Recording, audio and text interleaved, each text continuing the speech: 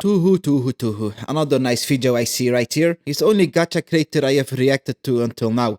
Sure, I've reacted to like Honkai Star Rail trailers and things like that, but not to other creators apart from Tuhu. Because I think he makes quite nice videos, you know, he talks about nice subjects and all. But anyway, I am more like interested in things like this, what the Tuhu talks about, you know, like how to deal with bad gacha luck, are gacha games pay to win. These things interest me mostly now, you know. So let's get to it.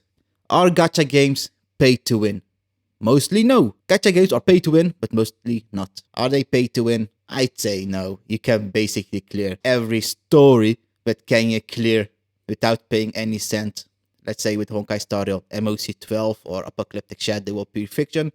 You can, but what will it cost you? What do you need to pay? I'd say you need to pay time. So either pay with time or money. And what do you do when you pay with time? A lot of retries. So if you haven't spent a single cent in Honkai Star Rail, you gotta retry and retry and retry. Like with the guide videos I make. You got to retry when you get unlucky with your crit. You got to retry when, let's say, Cocolia freezes you or imprisons you. If you cannot cancel that freeze 10 with imprisonment, you got to retry since you've already been action delayed. Or enemy accident attack ally Y. So that means you didn't get enough energy just to cast your ult. You know, things like that. So you got to do a lot of retries. But this is basically what it comes down to. And yeah, and if you pay with money, that means less retries. Now you can afford to get hit with a slow a couple of times. Or you can now cleanse that freeze you got. And now you, in most cases, do 10 billion times more damage. So yeah, this is basically pay with time or with money. So what do you win? Win what? Well, for Honkai Star Endgame, you win rewards. Or now you can finally beat that Conundrum 5 in the simulated universe. But yeah, that Conundrum thing is also quite a bit luck-based and skill. You need to choose the right blessings and all. So yeah, actually, what do you win in gacha games when you pay nothing content-wise? You can basically beat everything. I'd say the thing you win when you pay is the character. So you pay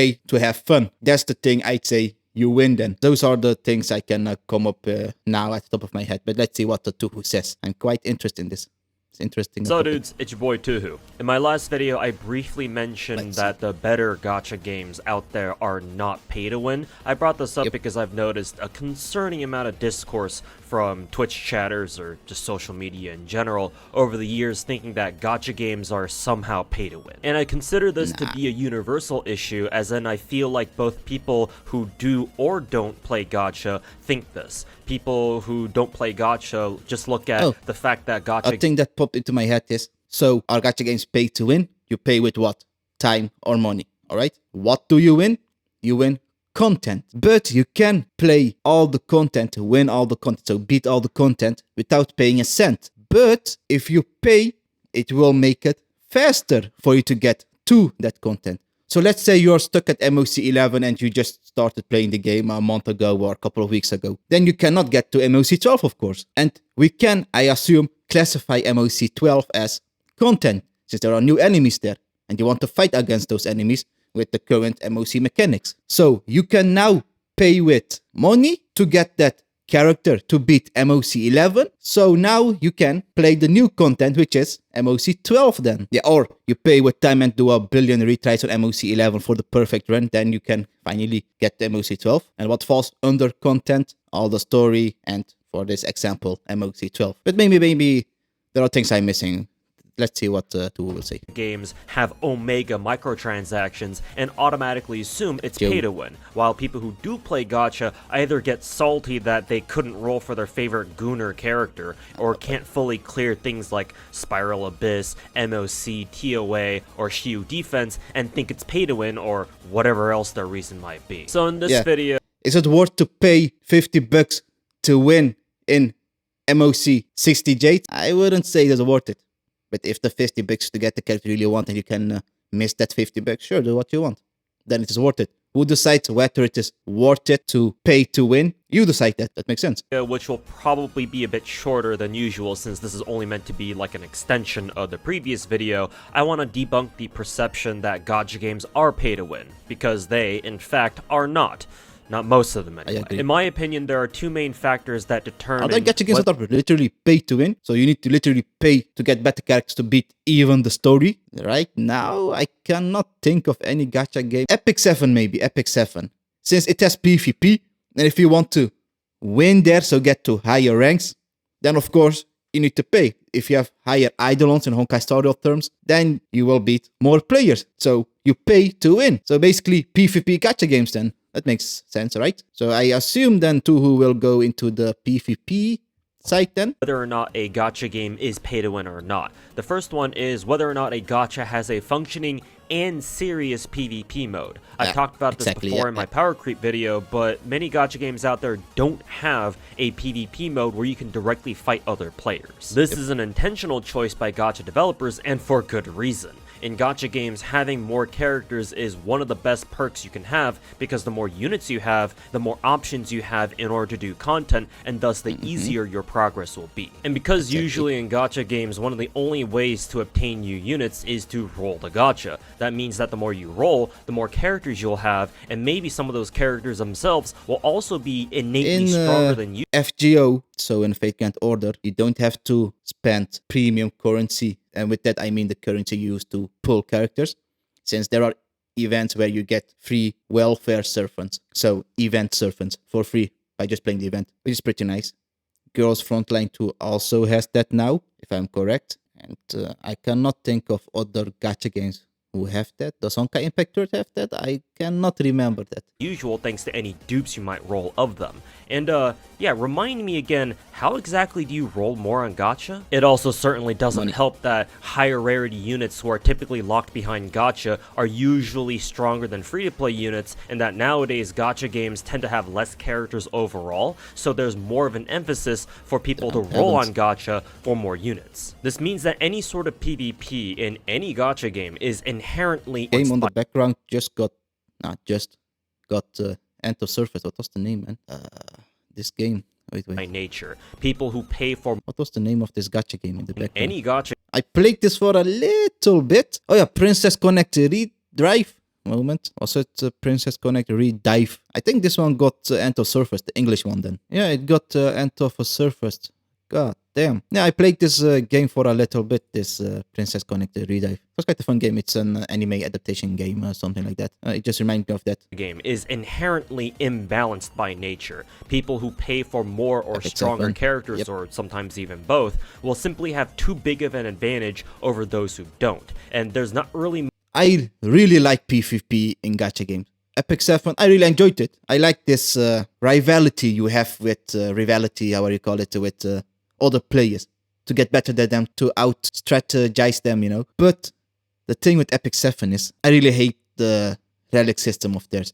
It costs you credits, in Honkai Star Rail terms, to equip or unequip your relics. And it will add up in the long term, that spending of credits when you equip and unequip a relic. So you're basically forced to have, for every character in the game, the perfect relics. Perfect. Or just, you need to have for every character your relics. In the late game, you won't notice it that much, since Epic 7 gives you a lot of relics with lots of choosable substats and main stats, things like that with events. So in the end game, it isn't that bad. But I played the game like a year or 2 years ago, so maybe now it's maybe easier or more difficult, I don't know. But at the beginning and mid-game, it was really irritating, you know. I was like, I want to change up the relics. Nope, it will cost you credits. But I'm short of credits. Well, yeah, too bad. And I hate that mindset, you know, that it costs you resources to experiment. That's why I also don't like Fate Grand Order, where if you want to fight against bosses, it will cost you energy, so trail-based energy, in Honkai Star Rail terms, to fight against the boss. Even if you retreat, it would have cost you that energy. Sure, FGO gives a lot of energy and all that, but still, it costs you something to experiment. I don't like that. And the same case with Epic 7. You want to experiment with the different relic sets? Well, it will cost you credits to switch around your relics. Like I said, maybe in the end game, it ain't that big of a deal, but in the beginning and mid game, I noticed that I had a lot of credit issues. Maybe I haven't playing it optimally the game, I don't know, but that was my experience. I didn't like that. And to even cost you jades and Honkai Star Rail terms to expand your inventory in Epic 7, those are things that just put a bad taste in my mouth. I love the animations. They are incredible. I love the PvP. But those things like costing you jades to expand your inventory, costing you credits to switch around my relics, you know, those are things like, After tasting how quite nice Honkai Star Rail is, not perfect, but compared to Epic 7 regarding those mechanics, it is difficult to play Epic 7 then. I don't know, what was I getting at? My point is, I like Epic 7, the PvP, but but there are some things like the inventory and the credit relic thingy that make me stop playing the game. Balance that? It's not impossible per se, but most developers would rather not have to deal with trying to come up with a PvP that's actually somewhat balanced for everyone involved. So they just say, fuck that shit. Otherwise, they won't make money, right? If there is a good unit who's better than free to get unit, and that new unit will make it so that you will get better than other players, then everyone would like that unit, right? I would like that unit. And don't bother adding one at all. Some gacha games do have PvP, but a lot of the time it isn't meant to be taken seriously and is mainly intended to give you kind of like special currency that you can use to buy stuff from like a shop or something. The gacha games that I play that do this are Azure Lane and Blue Archive, and they both have the same kind of PvP where you set up a team to go fight another player's PvP team, the game auto-battle. Blue Archive looks quite whack, the chibi. I know some people like the chibi, but I know this kind of 3D chibi, it doesn't attract me. I like more the crisp looking 2D chibis. Like, can we say Epic 7, the characters in battle are chibi? Can we classify them as chibi? I don't know, maybe in between, or they just look normal. I think they just look normal, and I think it looks good. Same with the Fate Grand Order. They aren't really chibi, they are just 2D. I like that more than a 3D chibi. Battles it out for you and lets RNG take the wheel to see who wins, and you use whatever currency you get from those PvP matches to buy stuff from their respective shops. Some gacha PvPs also reward you with actual gacha currency, which is something I would have been opposed to in the past, but after playing them I've come to realize that that isn't so bad actually, mainly because you should see it as an extra way of getting gacha currency, even if you're not whale enough to hit like the highest ranks and thus get the highest amount of gacha currency from PvP.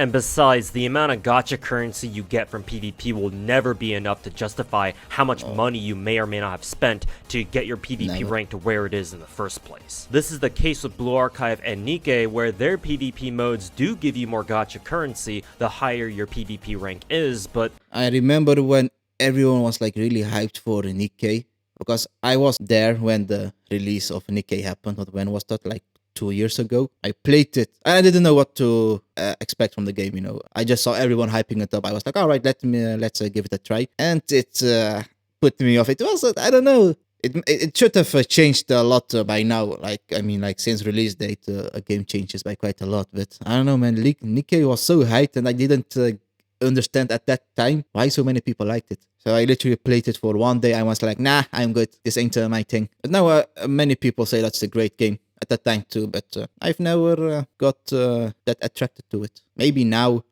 if I try it again, maybe. It is just that those ass shots when they are like firing their gun, you know. I don't know, it's kind of weird, you know. It is so in your face, and I don't know, it gives me a weird feeling, you know. Yeah, that having that ass in my face the whole time when playing, you know. I'd say Honkai Star is the perfect in-between. The characters, their assets jiggle when they are supposed to jiggle, I'd say. With Nikke, do they jiggle when they're supposed to jiggle? I guess when they're firing the gun, it jiggles the whole time. But with Honkai Star, it is more like subtle-ish. Like when, for example, Akoron does her skill, she does her thing and then her boobs jiggle. And I think like, alright, that makes sense. There is this impact like bang, you know, it jiggles. With the ring waves, it is kind of too much for me.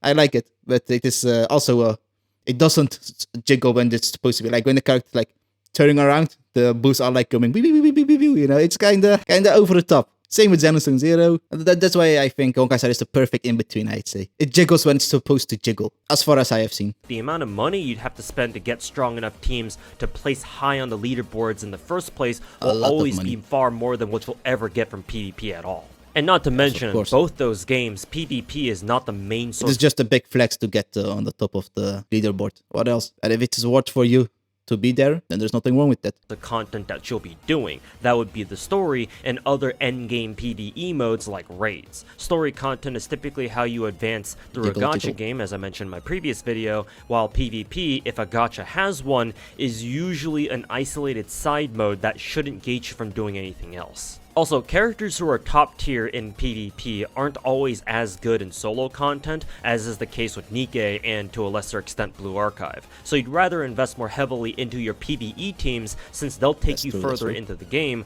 whereas your PvP team... If you invest in your PvE teams, that means your current characters will be becoming easier to build, since you need to clear PvE to make your characters better. So you need to to be able to build them. And if your PvE characters are set, now you can try to build up your PvP characters. So it basically goes from PvE to PvP.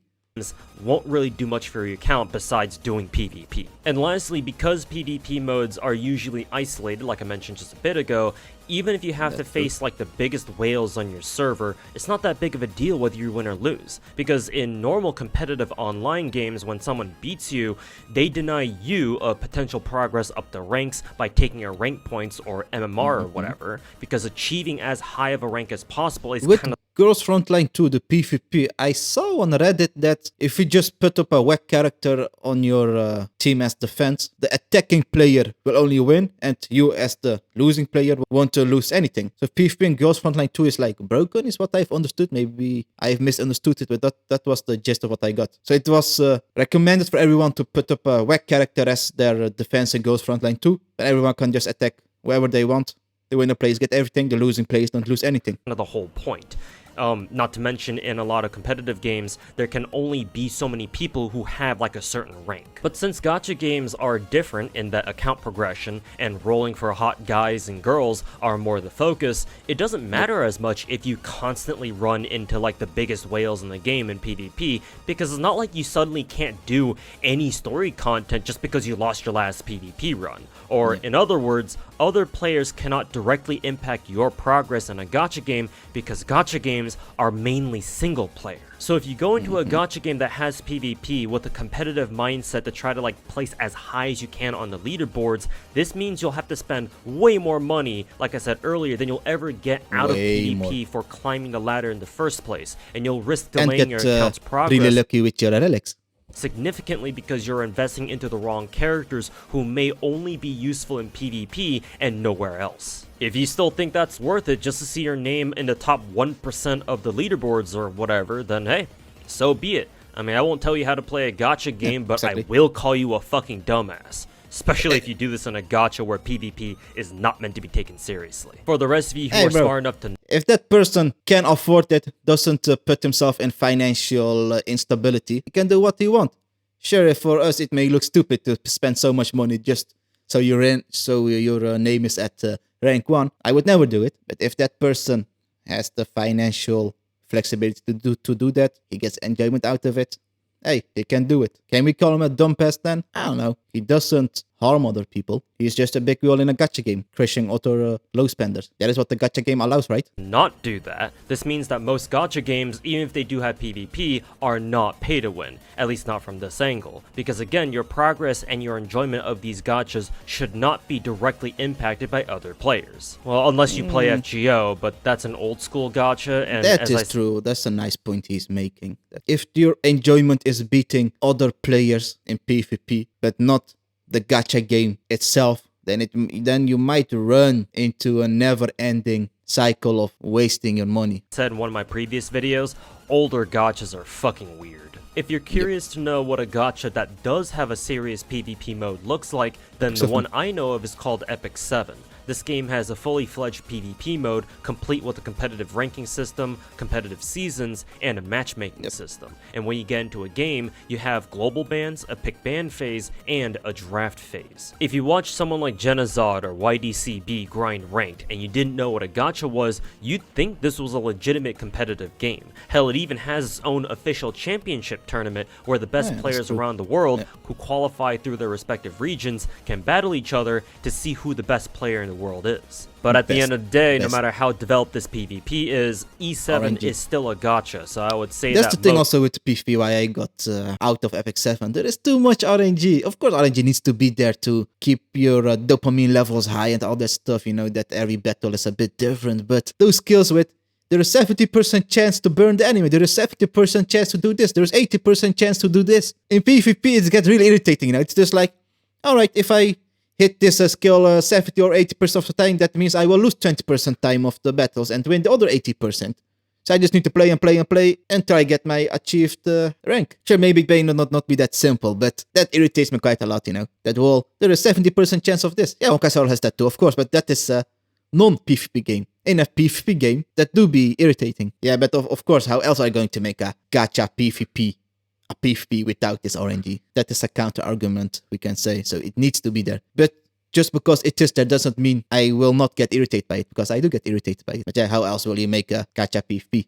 A PvP. Most, if not all, the bullshit that I mentioned earlier about why most gachas don't have PvP applies here. For transparency's sake, though, I have never played Epic 7, so I don't know exactly how pay to win its PvP really is, but I would imagine it has to be, at least to a certain degree, given that there's a fucking World Championship tournament for it, so you know that there are people out there who are willing to spend money to, like, stay on top of the meta or something for a chance to qualify, if not just to hit Legend on ranked. The second factor is whether or not you can clear all the main content in a gacha as a free-to-play or not. Now, for this, it's important to define what the main content for a gacha game is. And for me, what is main content? Story and game mode.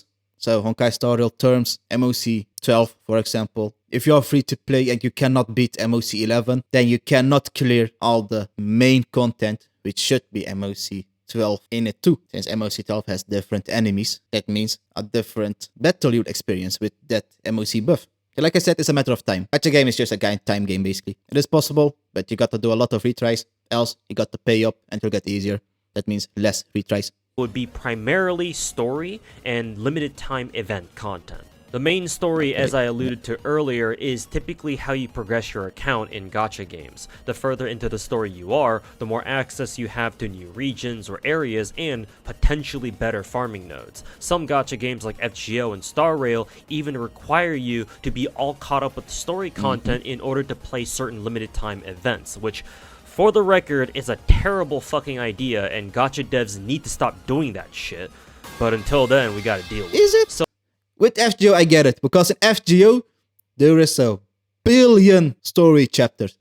Like, if it says that you require this specific story chapter and you just started the game, or have been playing the game for 1 month, then you won't be able to play that event and will miss out on that event after 6 months, since there is that much story content. And so that means there is no way in hell that you will be able to participate in that Fate Grand Order event if you didn't clear this specific story chapter. Since this story chapter is like part 29 and you're just at part 8, let's say. And getting to that 29 will take you months and so for playing the game. Or just skip everything, but that maybe would go against the way you play. Maybe you want to read story. But if you're a skipper, it is a bit easier, but still, it will take you still quite a long time. Yeah, I can understand why it's irritating that events are story logged.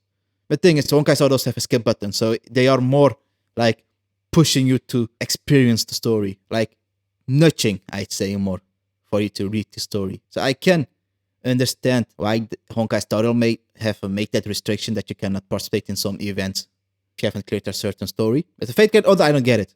You can skip everything Fate Grand Order, but they still won't allow you to play a certain event. So how can they fix this thing?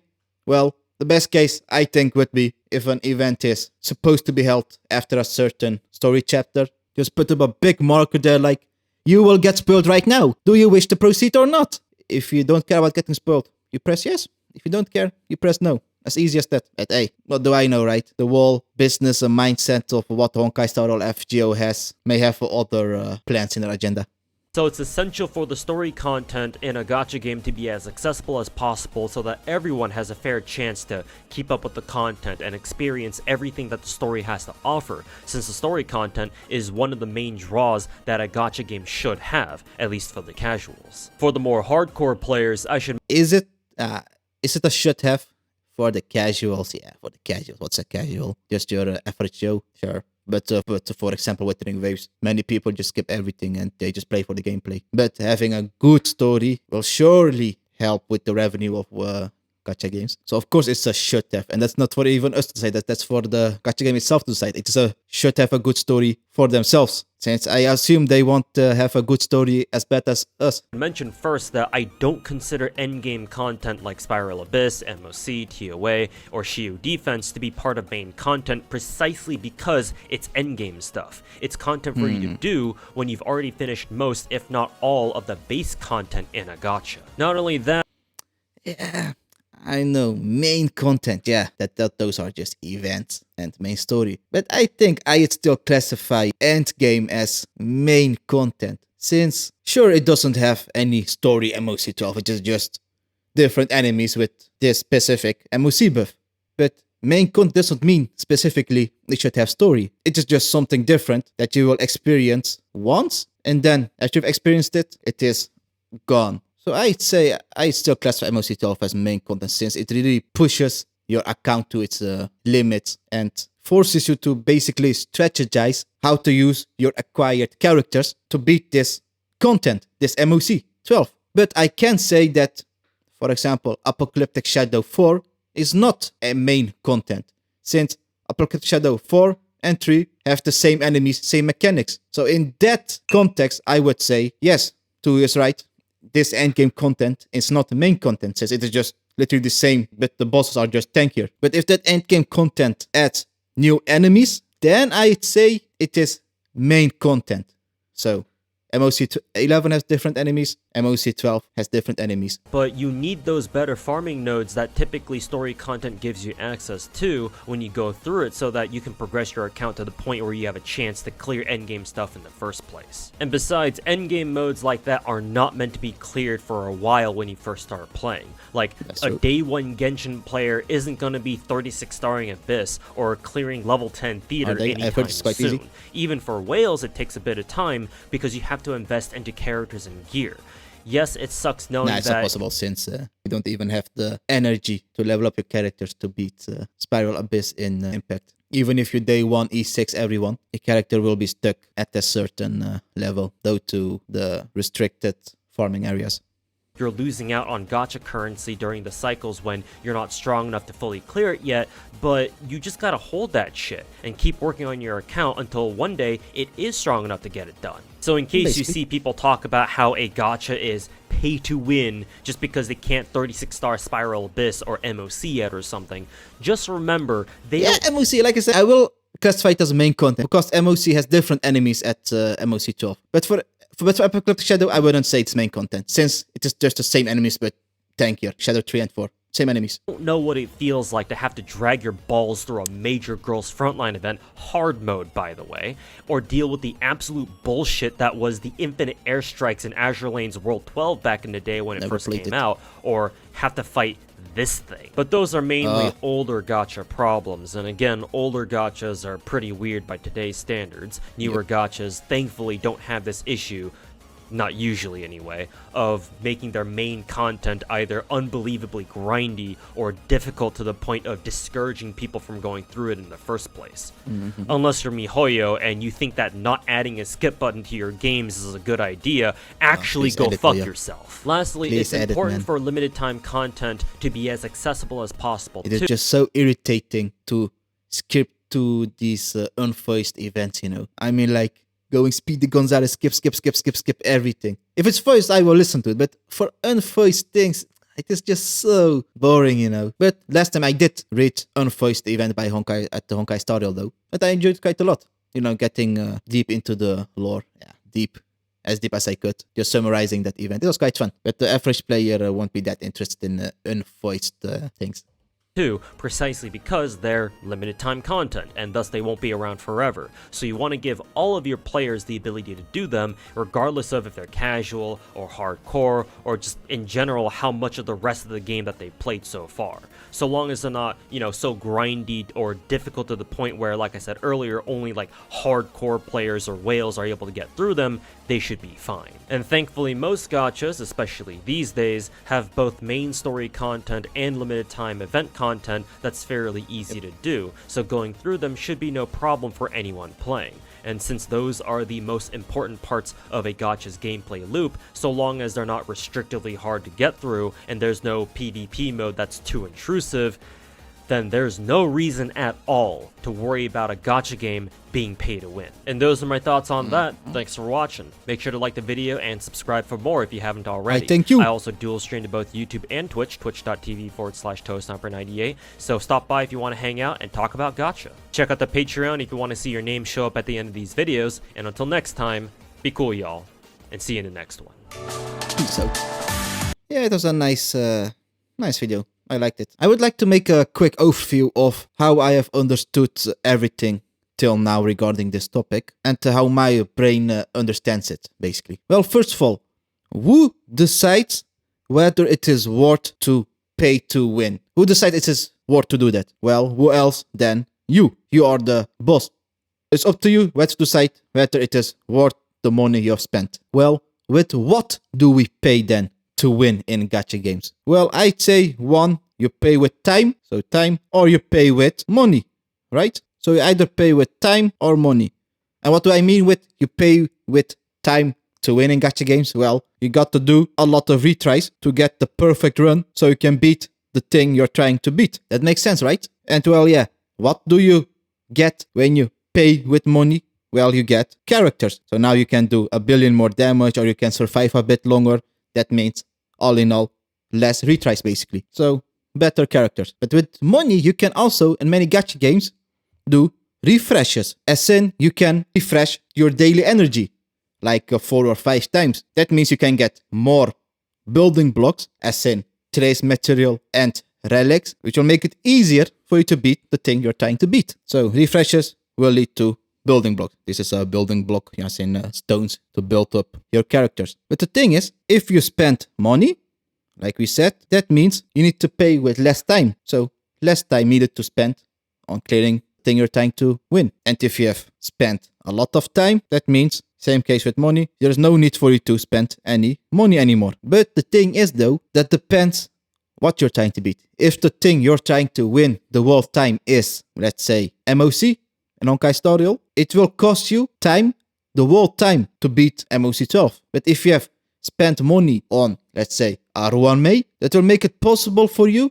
for the next upcoming 3 to 4 months to not spend that much time anymore. But you do have spent money. So it is context dependent. And that brings me to our third point, and that is, what are you trying to win? So we got who is trying to win, who decides whether it's worth it, you. What do you pay to win? You pay with your time or money. And what are you trying to win with that time and money? Win what? Well, like Tuhu said in his video, what are the things you're trying to beat? Main content, as in main story and limited time events. But I would also say that some endgame modes are also main content. So in Honkai Star Rail terms, let's say we got MOC 11, and that MOC 11 has this kind of enemy, but MOC 12 has a whole different kind of enemy. But to get to MOC 12, so for that kind of content, you need to beat MOC 11. So if you pay with whatever, so with time or money, and it allows you to go from MOC 11 to MOC 12, then the thing you have won is playing against this MOC 12. And I hope winning MOC 12 too. So I can classify, I'd say, this type of endgame where the enemies are different as main content. But I cannot classify endgame content like Apocalyptic Shadow, so Apocalyptic Shadow 3 and Apocalyptic Shadow 4 as main content. I will not classify it as that because it is the same enemies, same mechanics, everything is the same. The only difference is that the enemy in Apocalyptic Shadow 3 is a bit less tanky, and the one Apocalyptic Shadow 4 is way more tanky. Can we classify this as main content? It is basically the same thing, everything Apocalyptic Shadow 3. The only difference is that Apocalyptic Shadow 4 is a tankier one.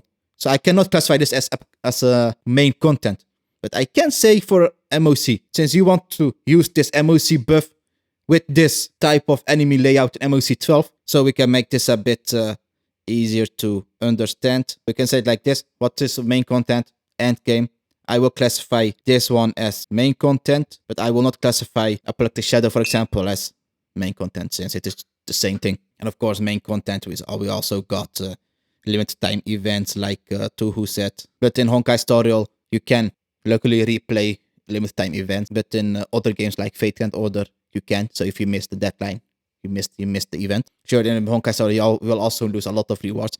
But the content regarding the types of enemies you will fight and the story will be exactly the same. And of course, we also got main content, the main story. That is obvious too. So what do we got? Are gacha games pay to win? Who decides whether it is worth to pay? With what can you pay? You pay with time or money. How do you pay with time? For example, with a lot of retries.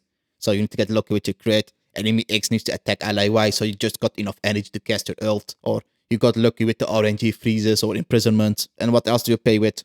Money, of course. So with money you can buy better characters, or you can do refreshes, which can act as building blocks for your characters. So more trace material, better relics. And of course, if you pay with time, so a lot of retries. So that means you need to pay less money since you have already won. But if you decide to pay with money, that means you need to pay less with your time now. But paying with money is, of course, more future-proof. But that means you can, for the upcoming endgame modes or whatever content you're trying to beat, it will be easier in most cases with the characters you have gotten. But with time, you need to do that same thing over and over. And so, why do you pay for what? So what are you trying to win with this paying? You're trying to win main content.